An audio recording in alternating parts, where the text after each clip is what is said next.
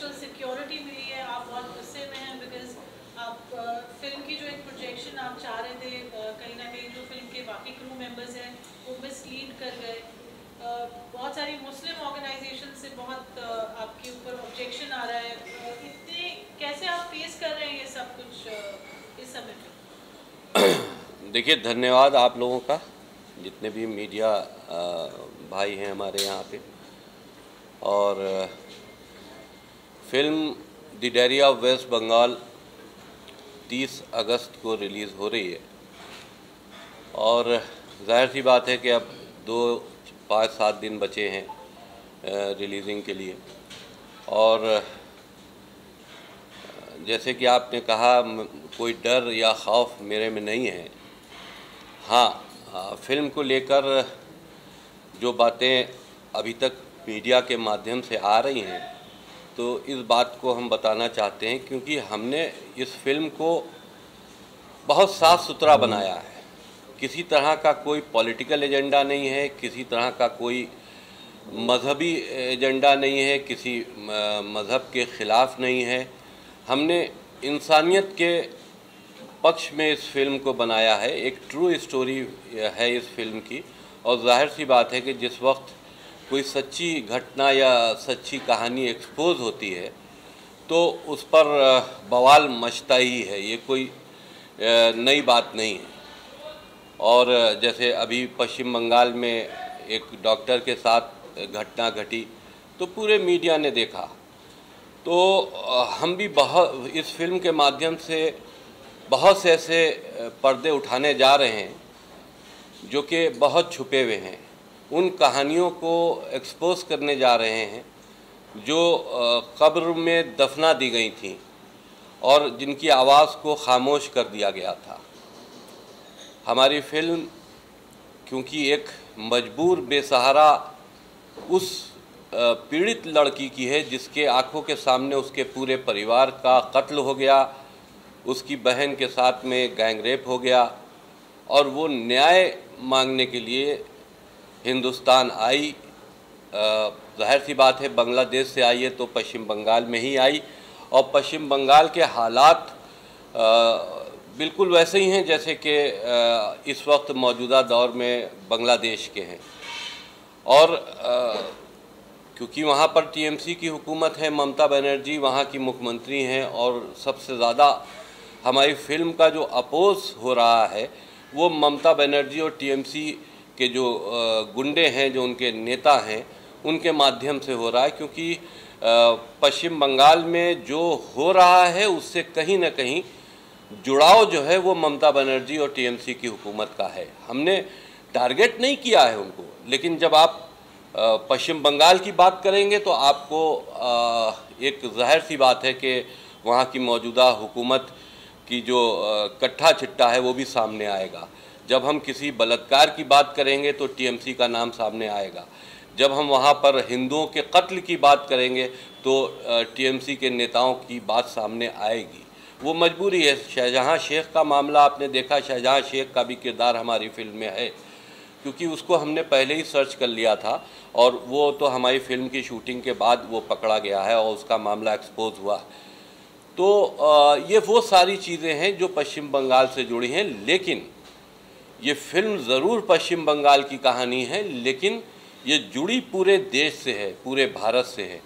क्योंकि भारत को पश्चिम बंगाल में हो रही एक्टिविटीज़ से किस तरह की शर्मिंदगी पूरे विश्व में उठानी पड़ रही है, या पश्चिम बंगाल के माध्यम से जो एक्टिविटीज़ हो रही हैं, आतंकी एक्टिविटीज़ हो रही हैं, रोहिंग्याज एक्टिविटीज़ हो रही हैं, उससे पूरे हमारे देश को किस तरह का ख़तरा बना हुआ है, ये सारी चीज़ें हमारे देश से जुड़ी हुई हैं, भारत से जुड़ी हुई हैं। तो जाहिर सी बात है कि इस तरह के विवाद तो सामने आएंगे ही और हम उसको फेस भी कर रहे हैं। क्योंकि हमारी फिल्म किसी यूँ कहें कि किसी तवाइफ के घुंघरों की आवाज़ नहीं है। हमारी फिल्म एक बेसहारा, एक ऐसी पीड़ित मजबूर लड़की की आवाज़ है जिसको हम पूरी दुनिया में एक्सपोज करना चाहते हैं, दिखाना चाहते हैं। हमारी फिल्म वो आवाज़ है कि जब तस्लीमा नसीम ने अपनी किताब में उस वाक़े को लिखा तो उनको बांग्लादेश छोड़कर भागना पड़ा।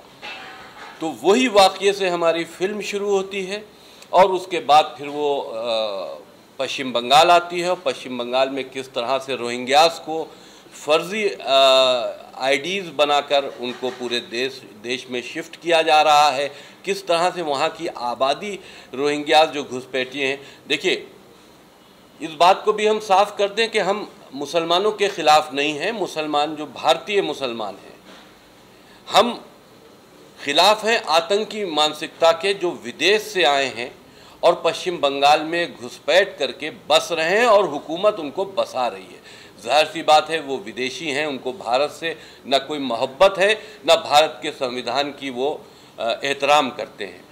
वो विदेश से आए हैं, उनका एक मकसद है कि भारत में अशांति फैलाना, उनका एक मकसद है कि भारत का जो एक अच्छी गंगा जमनी तहजीब है हिंदू और मुसलमानों के बीच में, उसमें दरार डालना।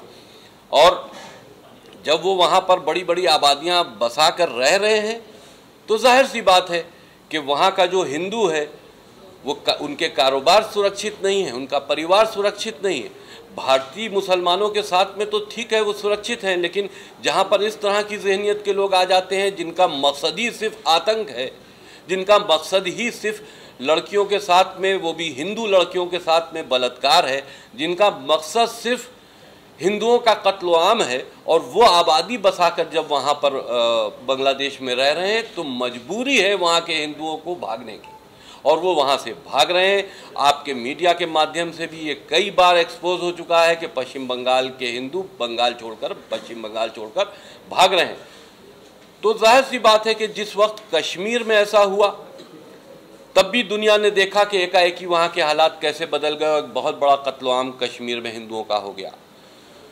तो उस वक्त जिस वक्त कश्मीर में ऐसे हालात थे, वही हालात अब रिपीट पश्चिम बंगाल में हो रहे हैं, और पश्चिम बंगाल की हुकूमत सिर्फ अपने वोटों, उनकी वोटों की राजनीति हो सकती है। जाहिर सी बात है कि वो सरकार पर काबिज रहना है एक हुकूमत को, तो उसको किसी न किसी तरह का भय दूसरे वोटरों में लाना पड़ता है या अपने वोटरों को सहूलियतें देनी पड़ती हैं। अगर वो आतंकी गतिविधियां कर रहे हैं तो उनका सपोर्ट करना पड़ता है, अगर वो रेप कर रहे हैं तो उनको प्रोटेक्ट करना पड़ता है। ये ममता बनर्जी की मजबूरी है। तो हमारी फिल्म ये सारी चीज़ों को एक्सपोज करने जा रही है, और हमको कई बार रोकने की भी कोशिश की गई। हमारे ऊपर FIR हुई जब हमने फिल्म को अनाउंस किया, तो हमारे ऊपर पश्चिम बंगाल में FIR हुई। फिर जैसे ही हमने रिलीज़ की डेट डिक्लेयर की तो हमको नोटिस देकर 18 तारीख को वहाँ बुलाया गया। हमने अपने वकील को भेजा, क्योंकि हम इतने बड़े बेवकूफ़ नहीं हैं कि हम वो दाना डालें और हम एक सीधी सादी चिड़िया की तरह वहाँ आके दाना चुगने लगे, उनके जाल में फंस जाएं। उनका मकसद यही था कि वो हमको वहाँ बुलाएं और बुलाकर हमको अरेस्ट करें, अरेस्ट करके हमको जेल भेजें और वहाँ हमारी हत्या TMC के लोगों के माध्यम से करवा दें, क्योंकि हमारी हत्या के बहुत से ऐसे फतवे हैं जो कट्टरपंथी दे चुके हैं। और पश्चिम बंगाल में एक कट्टरपंथियों की एक बहुत बड़ी मेजॉरिटी में आबादियां बसी हुई हैं, जिसका मकसद सिर्फ कत्ल आम है। सर, आपसे जानना चाहेंगे जिस तरीके से इस फिल्म के शॉर्ट वीडियोस वायरल हो रहे हैं, पैगंबर मोहम्मद के ढोल पे नाम आ रहा है, और इसमें कितनी सच्चाई है, इसमें कुछ बताना चाहेंगे आप?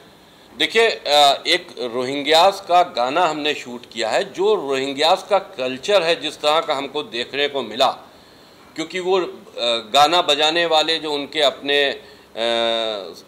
जो जिससे वो गाना बजाते हैं, ढोलक है या और चीज़ें हुई, उस पर वो इस तरह के नाम लिखते हैं, तो उसमें मोहब्बत का नाम अगर लिखा हुआ है, हम ये समझते हैं इसमें कोई आपत्ति की बात नहीं है।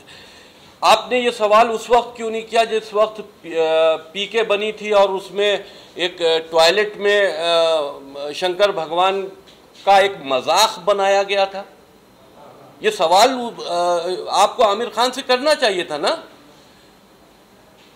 पूरे उसमें आपने महादेव शंकर भगवान को आपने टॉयलेट में बंद किया और उसके साथ उनके साथ में मजाक किया, उनके साथ हाथापाई की। तो जाहिर सी बात है वो एक नाटक का किरदार था, लेकिन आप उस वक्त वो नाटक वो किसके भेष में थे? शंकर भगवान के ही भेष में थे ना। तो क्यों नहीं आपत्ति हुई आप लोगों को? आज ढोलक पे मोहम्मद का नाम लिख गया तो इस तरह की आपत्ति है? जो हमने दिखाया है बिल्कुल सही दिखाया है। और ये नाम वाम जो जिस तरह का प्रेशर हमारे ऊपर बनाया जा रहा है, हम कोई भी सीन, क्योंकि सेंसर से सब पास हो चुका है, हम किसी तरह का कोई सीन किसी के दबाव में आकर फिल्म से काटने वाले नहीं हैं। सर ये तो बात हो गई अलग, लेकिन कहानी अलग मोड़ ले गई है पूरा। आपका डायरेक्टर गायब हो जाता है, बाद में वो सदीक धाराप में मिलता है, घाट पे मिलता है, यूपी में ही मिलता है, यूपी का ही रहने वाला है, यूपी के अंदर ही मिलता है। तो क्या है ऐसा भी? कोई कह रहा है मनगढ़ंत कहानी है, कोई बोलता है गायब किया है, कोई कुछ बोलता है। देखिए बोलता है इसको पब्लिसिटी स्टैंड इसको इसलिए नहीं समझना चाहिए क्योंकि अगर वो गायब हुए थे और पिक्चर के रिलीज हो जाने के बाद और वो जब हमारी फिल्म उतर जाती उसके बाद प्रकट होते तो ये समझते कि ये पब्लिसिटी स्टैंड था। क्योंकि वो जब से ये फिल्म बनी है उनके ऊपर भी एफआईआर थी, वहाँ बंगाल की पुलिस उनको मुस्तकिल फ़ोन कर कर के परेशान कर रही थी। वो बहुत ज़्यादा, उनका परिवार और सनोज मिश्रा खुद बहुत ज़्यादा टेंशन में थे और वो हमसे खुद टिकट करवा कर पश्चिम बंगाल गए थे, कोलकाता गए थे कि वो वहाँ पर जाके अपना बयान नोट कराएंगे। लेकिन वहाँ क्या हालात हुए, क्यों वहाँ से भाग आए, उनका उस वक्त की पोजीशन क्या है, क्योंकि उनकी तस्वीर हमने भी देखी है, वो बहुत बीमार से दिखाई दे रहे हैं। तो क्या दबाव बना, ये जब वो मिलेंगे तब इस पर बात होगी। लेकिन ये पब्लिसिटी स्टैंड नहीं है। अगर पब्लिसिटी स्टैंड होता तो सनोज मिश्रा आज नहीं मिलते, फिल्म उतरने के बाद मिलते। सर उसने एक चीज और बोला है जो शायद कभी होती नहीं, इत्तेफाक से कभी हो गया तो हो गया, दोनों फोन एक साथ बंद कभी नहीं होते किसी के, कि दोनों फोन बंद हो गए, पानी में भीग भी जाते हैं तो भी फोन चालू हो जाता है। ये ऐसा क्या हुआ कि उसी के दोनों फोन बंद हो गए? जो मीडिया के माध्यम से पता चला, क्योंकि अभी मेरी उनसे बात हुई नहीं है, मीडिया के माध्यम से पता चला कि उनके परिवार के लोगों ने बताया कि वो बहुत टेंशन में हैं और उनकी इस वक्त जो उनका हालात हैं, हम यूँ कहें कि वो एक तरह से मेंटल टॉर्चर हो रहे हैं। अगर उन्हीं ने अपने फ़ोन बंद किए या अब ये तो जब वो मिलेंगे तब उनसे बात होगी कि ऐसा किन हालात में हुआ। और जब आदमी देखिए बहुत टेंशन में होता है तो वो किसी से बातचीत भी नहीं करना चाहता। हो सकता है उन्हीं ने सबसे दूरी बनाई हो, इस पर अभी हम कोई जवाब पूरी तरह से नहीं दे सकते जब से मुलाकात नहीं हो जाए। सर डायरेक्टर जो है पायलट होता है, एक तरह से कैप्टन होता है पूरी फिल्म का। आपने कोशिश की इसको कहीं एफआईआर डाली आपने, या फिर हमारा डायरेक्टर गायब है, बिना डायरेक्टर के तो बड़ी मूवी है, कंट्रोवर्सी तो पहले से ही इस फिल्म में। देखिए जिस वक्त ये सूचना आई कि उनके मोबाइल कई दिनों से बंद चल रहे हैं तो हमने वहाँ पर उनके लिए एक वकील को भेजा, थाने पे पता करवाया और वहाँ पर एप्लीकेशन भी थाने पे डलवाई कि वो यहाँ आए थे, उनकी लोकेशन भी वहाँ की है, लेकिन कहाँ गए ये नहीं पता, उनका मोबाइल बंद है।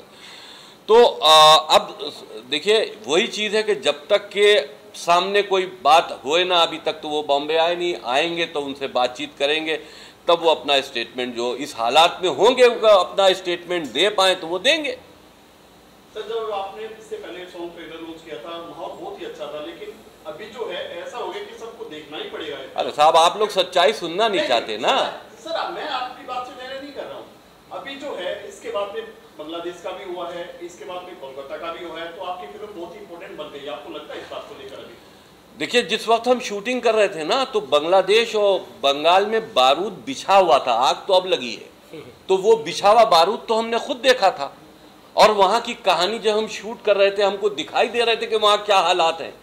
लेकिन वहाँ पर एक ऐसी घटना हुई और उसके बाद वहाँ पर आग लग गई, वहाँ की प्राइम मिनिस्टर को भागना पड़ा बांग्लादेश से। तो जाहिर सी बात है कि जो हुआ वो तकलीफ दे है, जो हुआ, क्योंकि हिंदुओं के घर जले, हिंदुओं के मंदिर तोड़े गए, हिंदू लड़कियों के साथ में बलात्कार हुए, यही सब हमने फिल्म में भी दिखाया। जिस वक्त टीवी पे ये चीज़ें हम देख रहे थे तो हमें लगता था कि हमारे फिल्म का ही कोई शॉट चल रहा है। तो वो हालात तो हम देख ही चुके थे, एक्सपोज तो अब हुआ है हमारी फिल्म बनने के बाद। हाँ ये बात ज़रूर है कि रिलीजिंग की डेट से पहले हो गया, तो जाहिर सी बात है दुनिया इस बात को अब देखेगी कि हमने फिल्म में क्या दिखाया। जिस तरह से रोहिंग्या घुसपैठी पूरे देश में बढ़ रहे हैं, उसके लिए आप देश के प्रधानमंत्री से क्या गुहार लगाना चाहेंगे कि इस तरह की? देखिए प्रधानमंत्री जी इस बात से पूरी तरह अवगत हैं और जब सदन चलते हैं, पार्लियामेंट चलता है तो उसमें रोहिंग्यास के ऊपर तमाम बातें, डिस्कशंस भी होते हैं। जो हमारी जांच एजेंसीज हैं उनकी रिपोर्ट्स भी हैं, वो उस पर कार्रवाई कर रहे हैं।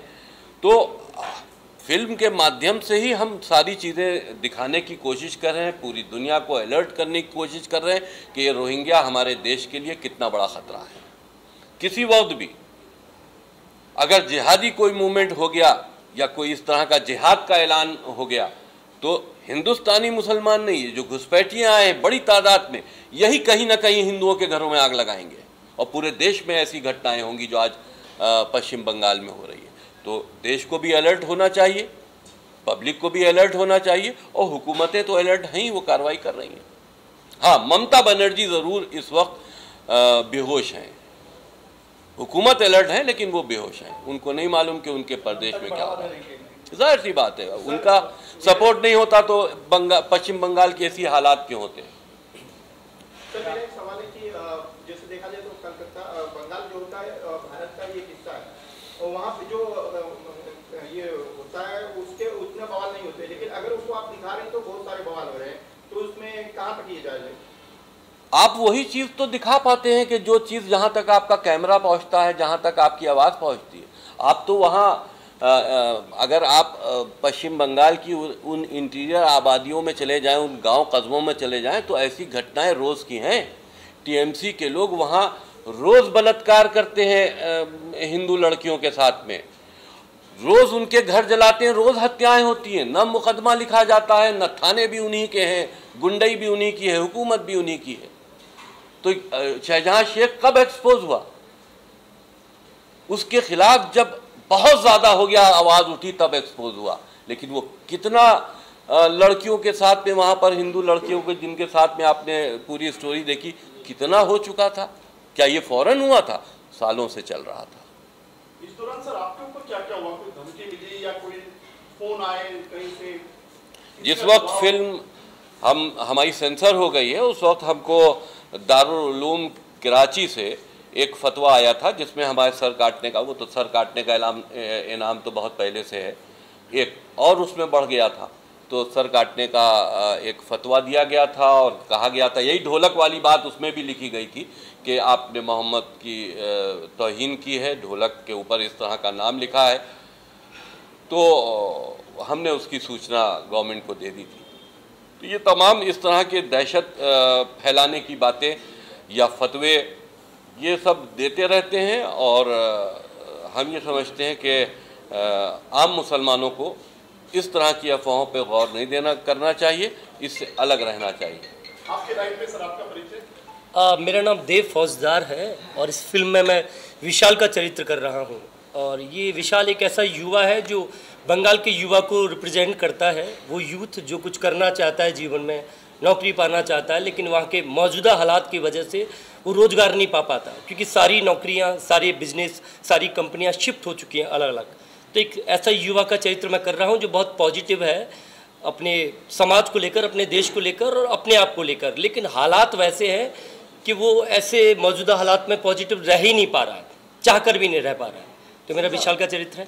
आज के हालात में क्या ये फिल्म रिलीज करना उचित है और फिल्म देखने के बाद सेंसर बोर्ड की क्या प्रतिक्रिया है? सेंसर बोर्ड ने तो पहले उसको हमारी फिल्म को खारिज कर दिया, सर्टिफिकेट देने से इनकार कर दिया। फिर हम रिव्यू कमेटी में गए, रिव्यू कमेटी ने उसको देखा, हमसे साक्ष्य मांगे, जो हमने घटनाएं दिखाई हैं हमने वो सारे साक्ष्य उनको दिए। तो उनकी मजबूरी थी कि हमारी फिल्म को पास करें, क्योंकि हम जो भी दिखा रहे हैं वो असलियत दिखा रहे हैं, तो वो रोक नहीं सकते।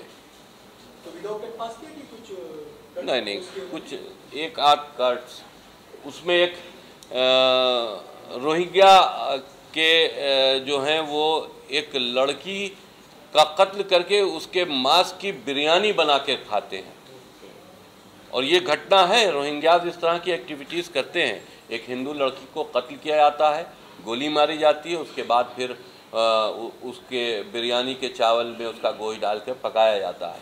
तो ये हमने फिल्म में दिखाया है।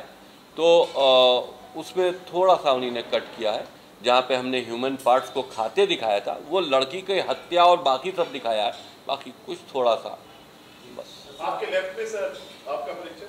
जी नमस्कार, मेरा नाम यजुर मारवा है और मैं इसमें नजदीक बोलिए सर जी जी सर। जी नमस्कार, मेरा नाम यजुर मारवा है। मैं इसमें लीड कैरेक्टर कर रहा हूँ और इसमें मेरे 2 कैरेक्टर्स हैं, पॉजिटिव और नेगेटिव, अतीक और प्रतीक। और मेरा इसमें कैरेक्टर है कि कैसे मैं एक ये सुहासिनी को मिलता हूँ बांग्लादेश में और कैसे उसको अपनी पॉजिटिव साइड दिखा के मोटिवेट करके अपने साथ वेस्ट बंगाल लेकर आता हूँ और कैसे उसका ब्रेन वॉश करता हूँ ताकि वो अपना धर्म बदले। और ये इस तरीके का कैरेक्टर है और इसमें थोड़ा लव जिहाद का भी पार्ट है। और मेरा इसमें कैरेक्टर है कि मैं एक प्रिंटिंग प्रेस भी चला रहा हूँ, तो इस तरीके का कैरेक्टर है मेरा। और प्रिंटिंग प्रेस में एक मेरा डायलॉग है, बहुत वायरल हो रहा है कि भाईजान वेद पुराण गीता और सभी धार्मिक किताबों में फेर बदल करके लखनऊ अयोध्या बनारस में फ्री में भेजी जा रही है। तो इससे आपको पता चलता है कि वहाँ पे ये सब क्या सब सारी चीज़ें चल रही हैं कि मार्केट में हमारी धार्मिक किताबों को गलत तरीके से फैलाया जा रहा है। तो इस तरीके का कैरेक्टर है। सर आपको कितना एक्साइटमेंट है कि दुख है कि आपकी फिल्म को लेकर कंट्रोवर्सी हो रही है या फिर बहुत हिट हो जाएगी मूवी आपकी, क्योंकि हर जुबान पे फिल्म का नाम है जी, क्या सोचते हैं आप? खुशी है कि टेंशन है? नहीं, खुशी है क्योंकि डेब्यू फिल्म है तो खुशी है और हमारे माध्यम से एक अच्छा मैसेज जा रहा है लोगों तक, तो खुशी है।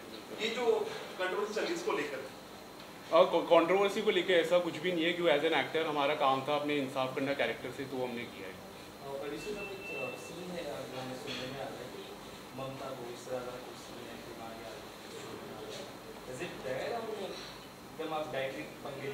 अब पूरी स्टोरी आप लोगों को यहीं बता देंगे तो फिर आप लोग देखेंगे क्या?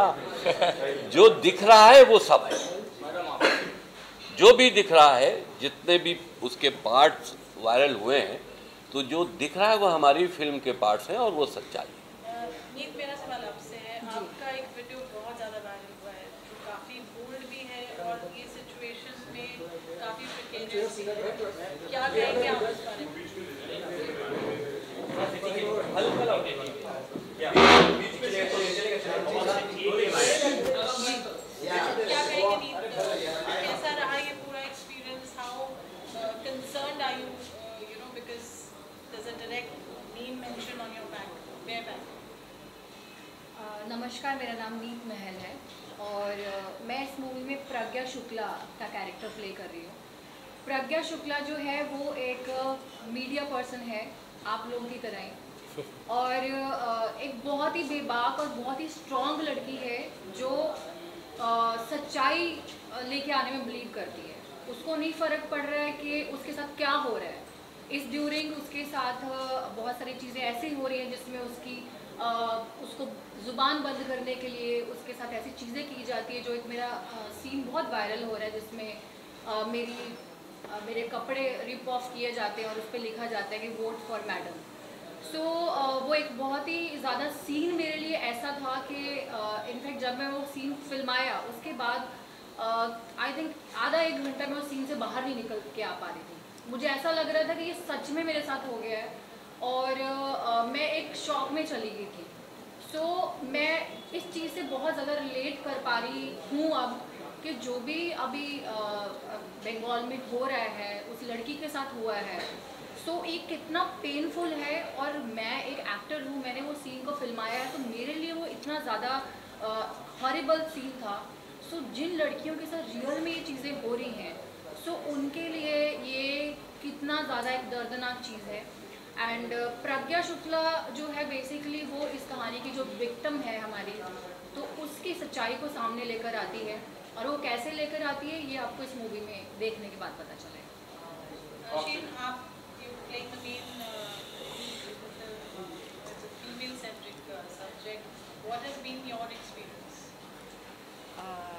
नमस्ते, मेरा नाम अर्शन मेहता है और मैंने सुहासिनी भट्टाचार्य जो एक बांग्लादेशी हिंदू ब्राह्मण की लड़की होती है, पंडित की लड़की होती है और उसकी फैमिली को मार डालते हैं, उसकी सिस्टर के साथ रेप होता है और वो उसी माहौल से भागकर उनकी थोड़े और महिलाओं के साथ वो बांग्लादेश से वेस्ट बंगाल आती है और जब वेस्ट बंगाल के सबसे ईस्ट साइड आती है तो वो समझती है कि यहाँ पे हिंदू की हालत अच्छी रहेगी, पर जब उसे पता चलता है कि यहाँ पे भी हिंदू की हालत ऐसी ही है तो उसके साथ जो भी वो पूरे जो भी वो प्रोसेस में पूरी जर्नी में उसके साथ बहुत इनजस्टिस होता है। बांग्लादेश में उसके साथ इनजस्टिस होता है और बंगाल में भी इनजस्टिस होता है। वो सोचते कि भारत में, हिंदुस्तान में जबकि हिंदुओं की हालत अच्छी होनी चाहिए तो ऐसे क्यों है, यहाँ पे भी वैसा माहौल क्यों है जो बांग्लादेश में है। तो वो इसी मुद्दे को लेकर वो अपनी आवाज़ उठाना चाहती है। जो भी उसके साथ ऑपरेशन, जो भी उसके साथ इनजस्टिस हुआ है वो पूरी दुनिया को बताना चाहती है। Human right council, government of India, सारी मिनिस्ट्रीज़ को, सबको बताना चाहती है कि वहाँ पे जो हिंदुओं की हालत है वहीं हिंदुओं की हालत बंगाल में भी है। तो ये कहानी जब मैंने प्ले किया था तो मैंने भी काफ़ी रिसर्च किया था। मैंने ऐसा कुछ भी बिना सोच समझे नहीं किया है, बल्कि एक एक सेंटेंस, एक एक डायलॉग के पीछे मैंने डायरेक्टर को यही बोला था कि सर मैं ये नहीं बोलूँगी, मैं ये नहीं करूँगी जब तक मेरे सामने कोई प्रूफ ना हो। तो सर ने मुझे काफ़ी वीडियोस, काफ़ी चीज़ें दी थी रीड करने के लिए। And when I went through it is only when मैंने वो डायलॉग्स बोले हैं, वो चीज़ें की है। तो I think with every scene related we have enough proof कि ऐसा सच्चाई और हकीकत में हुआ है। और ऑफ कोर्स ये सीन इतना इंटेंस था जिसके लिए मुझे एक कैरेक्टर में इंडल्ज होना बहुत ज़रूरी था। तो मैं मेरे जोन में ही रहती थी through out the 35 days, because मुझे एकदम ऑनेस्टी और सच्चाई से ये लड़की को दिखाना था सब लोगों के सामने, ताकि ये जो सच और दुख भरी कहानी है वो ऑडियंस को रिलेट हो। तो इसलिए हमने काफ़ी ऑनेस्टी से, सारे कैरेक्टर्सों ने अपना अपना काम काफ़ी ऑनेस्टी से किया है, इसलिए फिल्म ऐसी आई है। बेसिकली एक बात